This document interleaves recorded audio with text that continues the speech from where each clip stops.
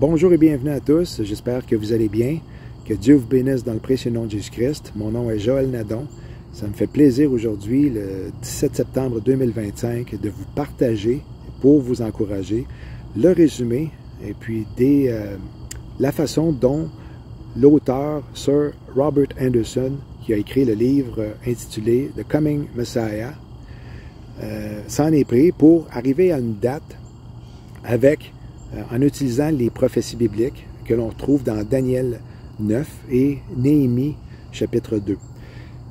Donc, ce qui est arrivé, c'est qu'il a pris la prophétie de Néhémie 2 qui parle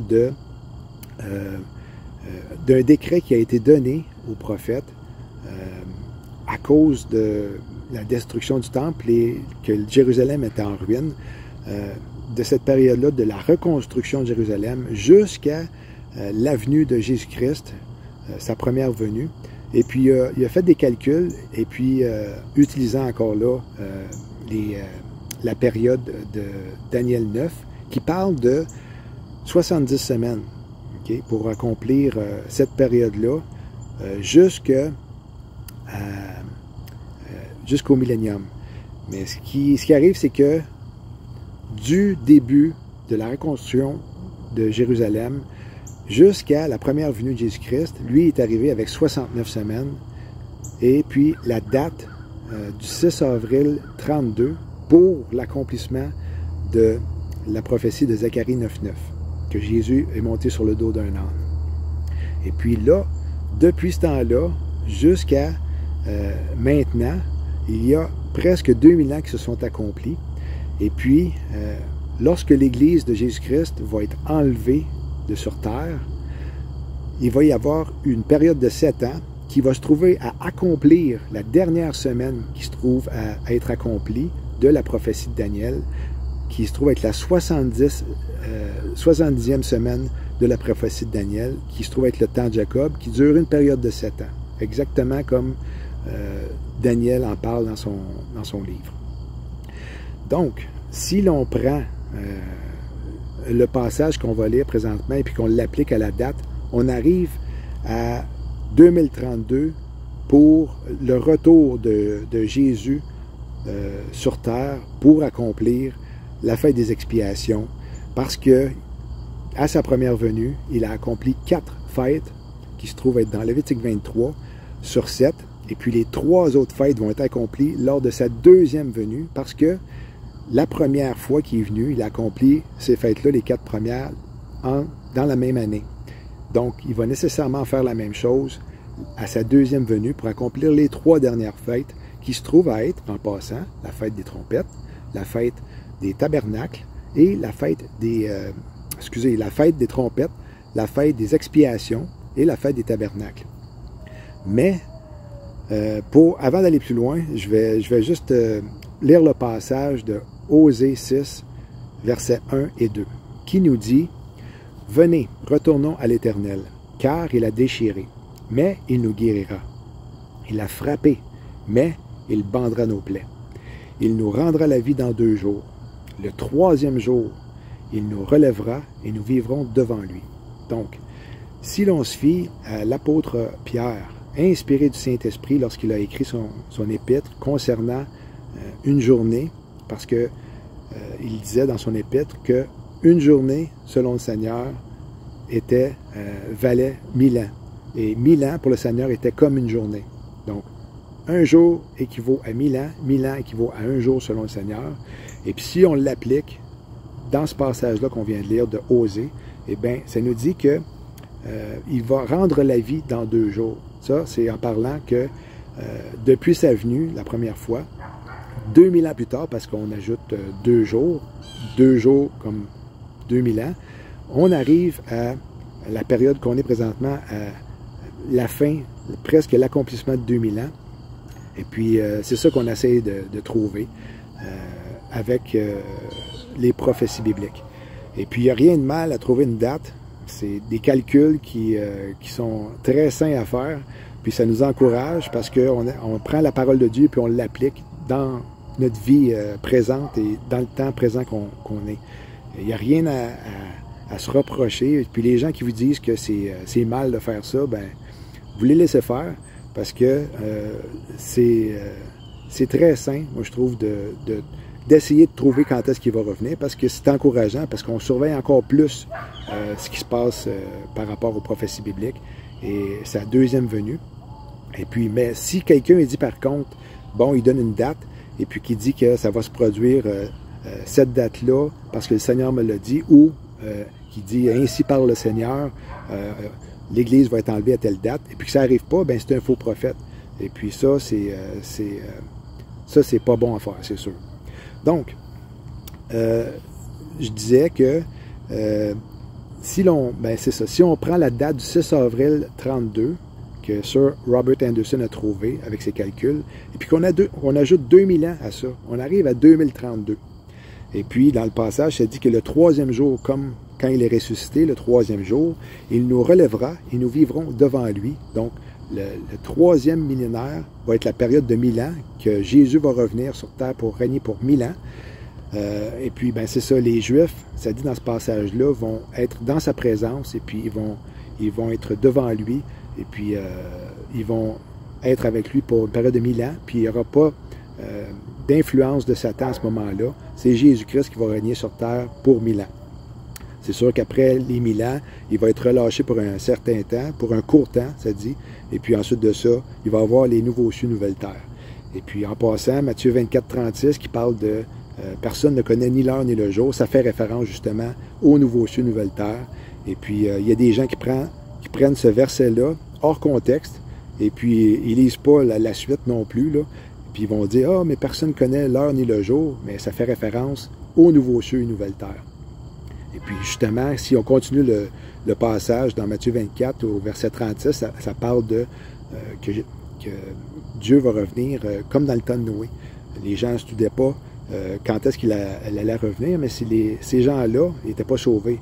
Alors, ils ne se doutaient pas de l'arrivée du déluge, et puis ils ont été pris de court, comme on dit.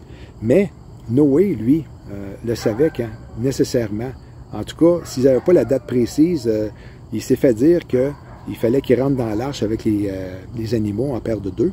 Et puis, il y avait une relation intime avec Dieu, Noé. Donc, parce qu'il y a eu des instructions pour construire l'arche, certains matériaux, grandeur, etc.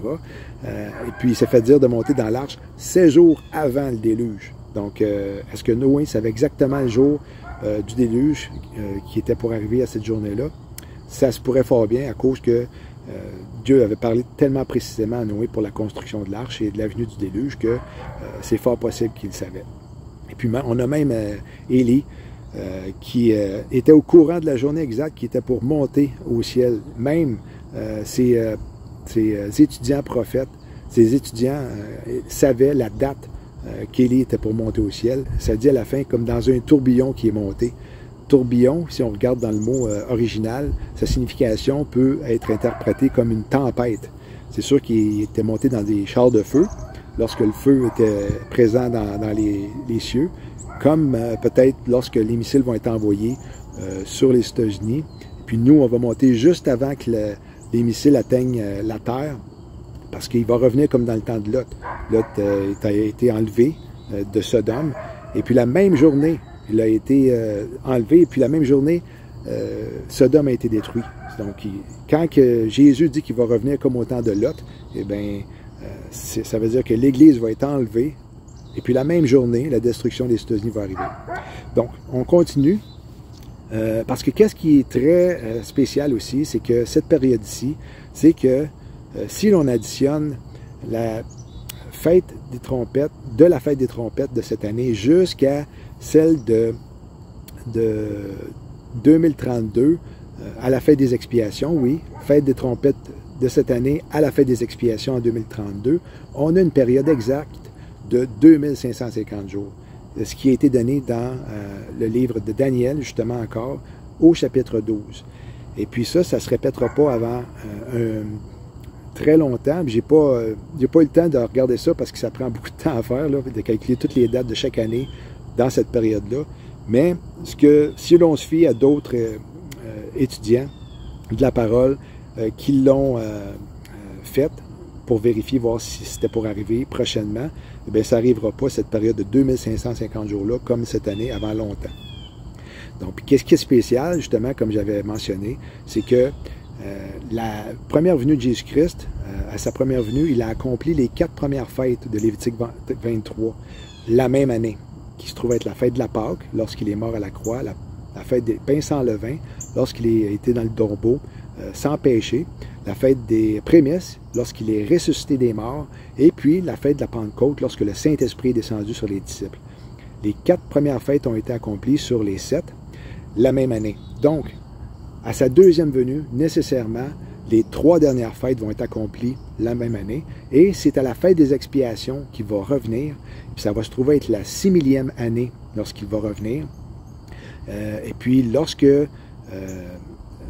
parce que 6000 ans, si l'on divise ça par 50, par des jubilés, on arrive à 120 qui accomplit, qui parle de 120 ans, que l'esprit ne restera pas dans l'homme plus que 120 ans, que l'on trouve dans Genèse 6.3.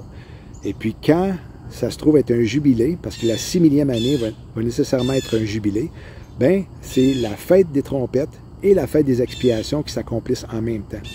Et pourquoi qu'il va accomplir la fête des expiations? C'est qu'il y a une prophétie dans Zacharie encore là, qui parle que lorsqu'il va revenir sur terre, il va répandre un esprit de supplication sur le peuple juif, qui l'ont rejeté la première fois, qui ne l'ont pas reconnu comme leur Messie. Et puis là, c'est là qu'il va être sauvé. Donc, lorsqu'on va revenir avec Jésus-Christ, l'Église, c'est-à-dire l'épouse, qui va revenir avec lui après les 7 ans de tribulation sur terre, il y a un esprit de supplication qui va être répandu sur les Juifs à ce moment-là, et puis tous les Juifs vont être sauvés. Et puis ensuite, 10 jours plus tard, je crois, va être accomplie la fête des tabernacles pour l'établissement du règne de 1000 ans avec Jésus-Christ et son épouse. Puis, c'est dommage, mais la première venue de Jésus-Christ, il a pleuré, Jésus, lorsqu'il est arrivé à Jérusalem, puis lorsqu'il a vu la ville, il a pleuré sur Jérusalem, ça dit, parce que son peuple ne l'avait pas reconnu. Il était devant eux, il avait les prophéties, il avait les prophéties de Daniel, des Écritures pour démontrer qu'il arriverait à ce moment-là, puis ils n'ont pas reconnu sa visite. C'est ça que ça dit. Et il a pleuré sur Jérusalem parce qu'ils n'ont pas reconnu lorsqu'il était là la première fois. Donc, c'est très sain de vouloir connaître la proximité, pas nécessairement peut-être la date, mais la proximité de son retour la deuxième fois, parce que il a été déçu la première fois, il en a même pleuré. Donc, et puis, il nous dit toujours de nous tenir prêts, de veiller à son retour. Et puis, il va même donner une couronne à ceux qui vont aimer son retour, qui vont surveiller les signes et puis ils vont espérer à son retour puis qui vont avoir hâte de le voir. Ces gens-là, ces chrétiens-là vont avoir une couronne parce que c'est tout un... C'est quelque chose de spécial parce qu'on a tellement de gens, de chrétiens qui se moquent de nous et puis qui n'ont même pas idée que l'enlèvement va arriver bientôt et puis qui ne portent même pas attention. C'est comme si il n'y en avait rien à cirer à ce point-là. Donc, on va lire le passage, justement, de 1 Thessaloniciens 5, 1 à 11, qui nous parle que c'est à nous de veiller pour savoir quand est-ce qu'il va revenir. Pour ce qui est des temps, et puis le mot temps ici, là, en grec, on peut l'avoir comme mot date. Ça, je viens de découvrir ça hier, puis je voulais vous le partager. Puis c'est ça, on a différentes versions de la Bible, et puis il faut vraiment aller creuser, puis rechercher le contexte, puis tout ça. Puis est-ce que ce mot-là, parce que dans le dictionnaire Strong, ça parle de date, est-ce que c'est date qui ça signifie vraiment? Donc, pour ce qui est des temps et des moments, vous n'avez pas besoin, frères, qu'on vous en écrive, car vous savez bien vous-même que le jour du Seigneur viendra comme un voleur dans la nuit. Puis ça, ça vient me chercher quand je dis ça parce que à l'église, dimanche passé, le pasteur a dit « Ah, mais le Seigneur, parce qu'il parlait du 23 septembre, parce que bon, il y avait l'histoire avec Joshua, là, depuis juin, qui avait dit qu'il y avait eu une révélation du Seigneur, qu'il reviendrait le 23 septembre 2025, puis il y a eu cette révélation en 2018. Il y a eu, après ça, des gens qui se sont manifestés et puis qui ont reçu du Seigneur. Et puis, ben c'est ça, il y a le pasteur dimanche passé qui dit bon, est-ce que vous êtes prêts pour le 23 septembre? Parce que bon, il y en a qui pensent qu'on va être enlevé le 23 septembre. Puis là, il commence à dire nul ne connaît ni l'heure ni le jour, sans faire référence au verset d'avant qui parle des nouveaux cieux, de nouvelles terres. Il parle aussi que oh, mais Jésus va revenir comme un voleur dans la nuit, et puis il fait aucune mention d'avant et d'après ce verset-là. Et puis, comme on peut le lire ici, et puis qu'on va le lire, vous allez voir que le Seigneur revient comme un voleur, mais pour ceux qui ne surveillent pas. Donc, au verset 3, « Quand les hommes diront paix et sécurité ou sûreté, alors une ruine soudaine les surprendra, comme les douleurs de l'enfantement surprennent la femme enceinte, et ils n'échapperont point. » Alors, est-ce que le 22 septembre pourrait être une date où est-ce qu'on va être enlevé? Parce que à New York, en tout cas pour l'instant, c'est supposé être à New York, là, il va y avoir une réunion spéciale pour les deux États qui pourrait être un vote qui vont décider afin de diviser Israël pour l'État palestinien et un État juif qui vont vivre un à côté de l'autre en paix, selon eux.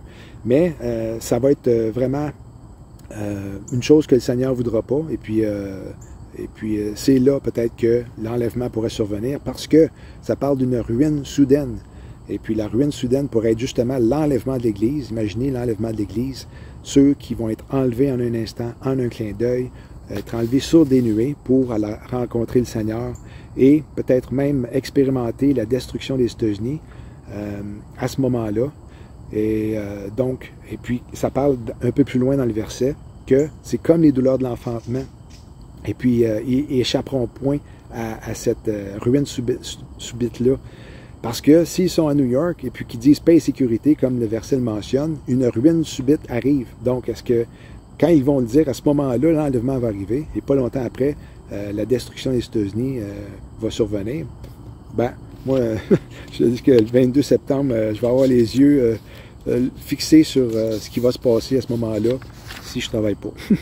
On continue avec le verset 4 qui nous dit « Mais vous, frères, vous n'êtes pas dans les ténèbres pour que ce jour vous surprenne comme un voleur. Et voilà, vous êtes tous des enfants de la lumière et des enfants du jour.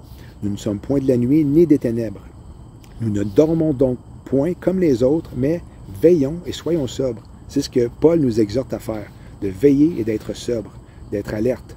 Car ceux qui dorment, dorment la nuit, et ceux qui s'enivrent la nuit. Mais nous, qui sommes du jour, soyons sobres, ayant revêtu la cuirasse de la foi et de la charité, et ayant pour casque l'espérance du salut. Car Dieu ne nous a pas destinés à la colère, qui se trouve avec les 7 ans de tribulation, mais à l'acquisition du salut par notre Seigneur Jésus-Christ, qui est mort pour nous, afin que, soit que nous veillions, soit que nous dormions, nous vivions ensemble avec lui.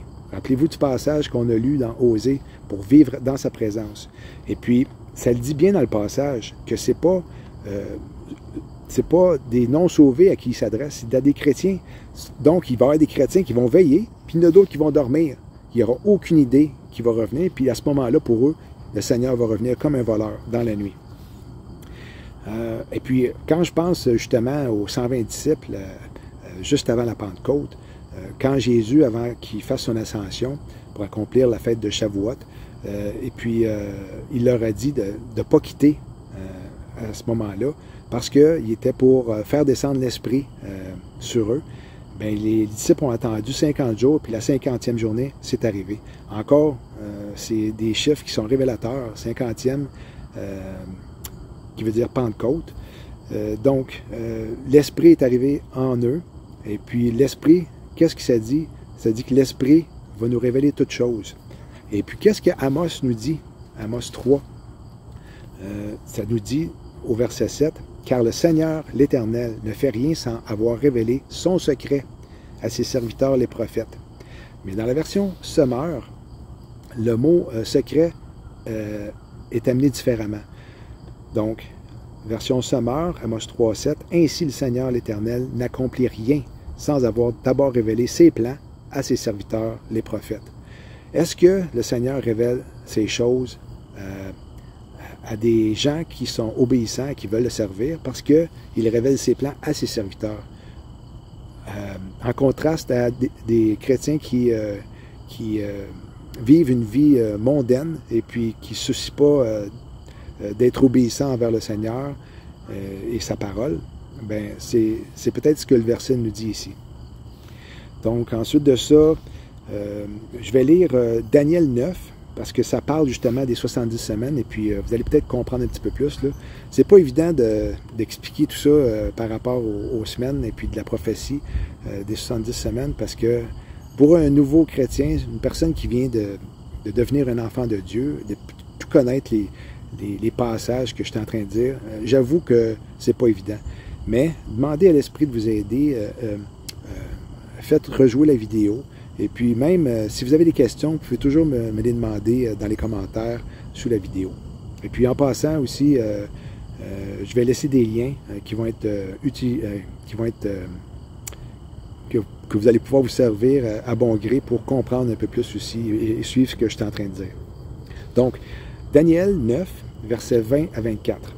« Et je parlais encore, je priais, je confessais mon péché et le péché de mon peuple d'Israël. » C'est Daniel qui parle. « Et je présentais ma supplication à l'Éternel, mon Dieu, pour la sainte montagne de mon Dieu. Je parlais encore dans ma prière quand cet homme, Gabriel, un ange de Gabriel, que j'avais vu en vision auparavant, vint à moi d'un vol rapide vers le temps de l'oblation du soir. Et il m'instruisit, me parla et me dit, « Maintenant je suis venu pour te rendre sage et intelligent. Daniel, lorsque tu commençais à prier, la parole est sortie et je suis venu te l'annoncer, parce que tu es un bien-aimé. Fais donc attention à la parole et comprends la vision. » Voyez ici comment que Daniel était consacré et puis il priait, il jeûnait même et puis il ne voulait pas être compromis face à là où est-ce qu'il était, face à Nebuchadnezzar, et puis il était un exemple pour les autres. Bien, il était récompensé, puis là, il se fait donner une vision. 70 semaines sont déterminées sur ton peuple et sur ta ville sainte. Donc, en parlant justement d'Israël et le peuple juif. Pour enfermer la rébellion. Ça ici, enfermer la rébellion, signifie le règne de 1000 ans, puisque Satan va être enchaîné pour une période de 1000 ans.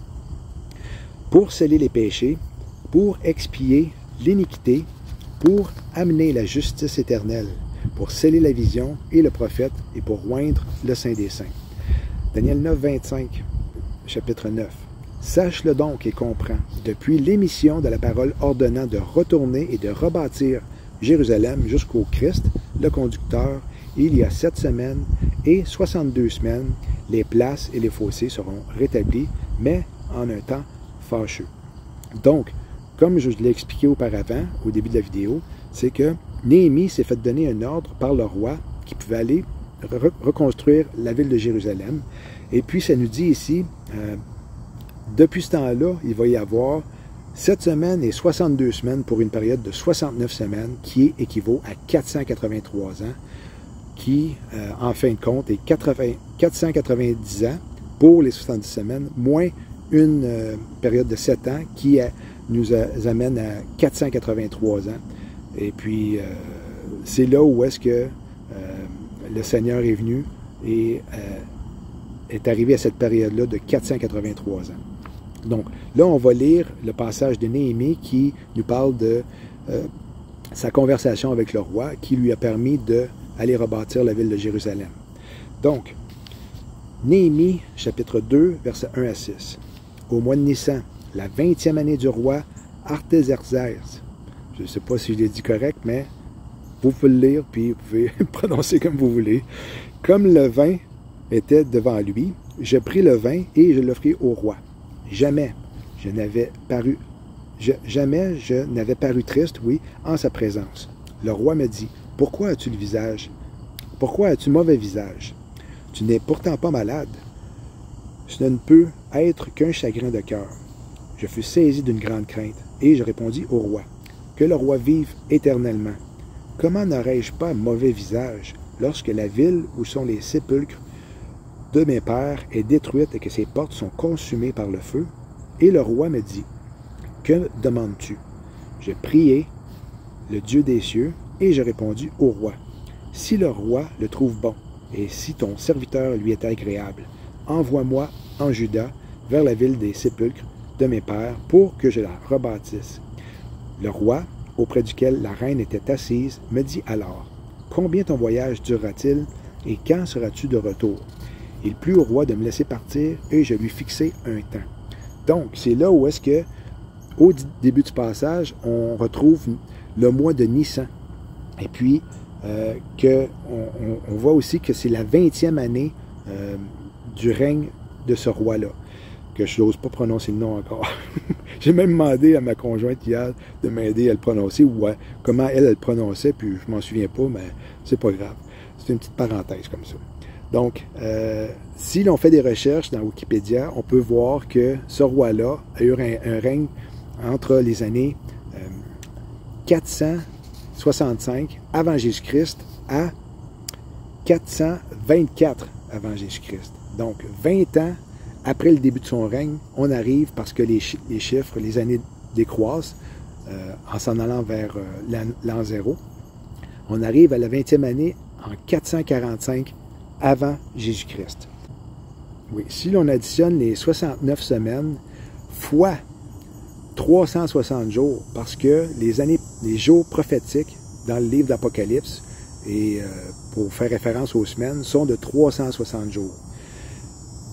Donc, si l'on additionne, si l'on multiplie par contre 483 ans, parce que ça se trouve être les 69 semaines, 483 ans fois 360 jours pour chaque année prophétique, on arrive à un total de 173 880 jours. Et puis là, ce que je vais faire, c'est que je vais vous amener dans le site qui s'appelle Calculator Convert. Et puis, ça calcule les dates des années, entre 2 années. Ça va même jusqu'avant Jésus-Christ. Donc, comme je vous l'ai dit auparavant, vous pouvez aller voir sur la vidéo, le lien est là.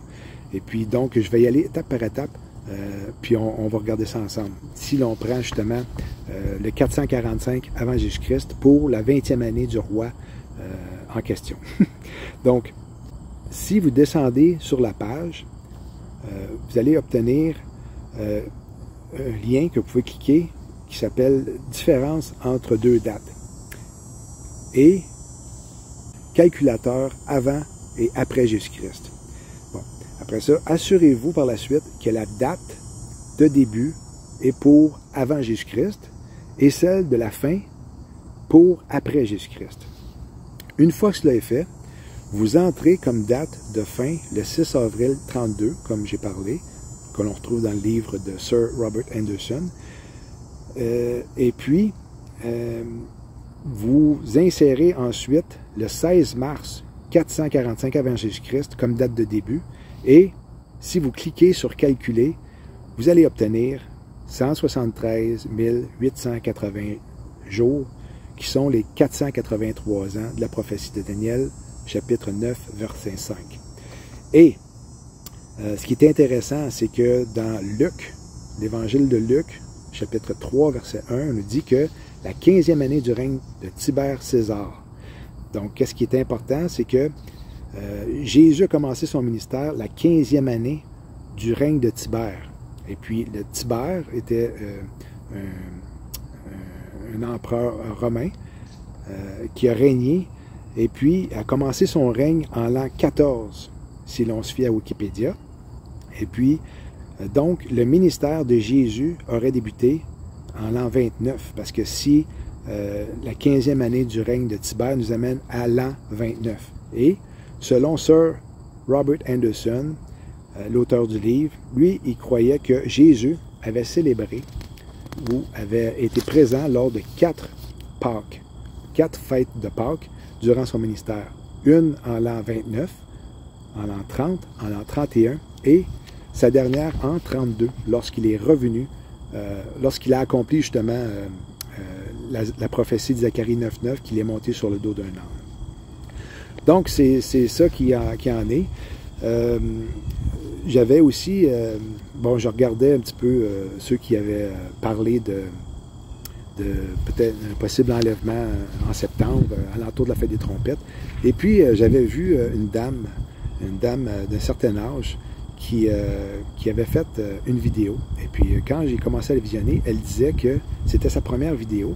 Et puis, comment j'étais étonné qu'il y avait eu déjà 22 000 visionnements à sa vidéo, c'est que cette dame-là, elle parle de numérologie. Et puis, elle dit qu'elle n'avait jamais fait de vidéo auparavant, mais qu'elle était allée sur Google, qu'elle avait utilisé Google pour savoir comment être capable de mettre en ligne une vidéo avec YouTube.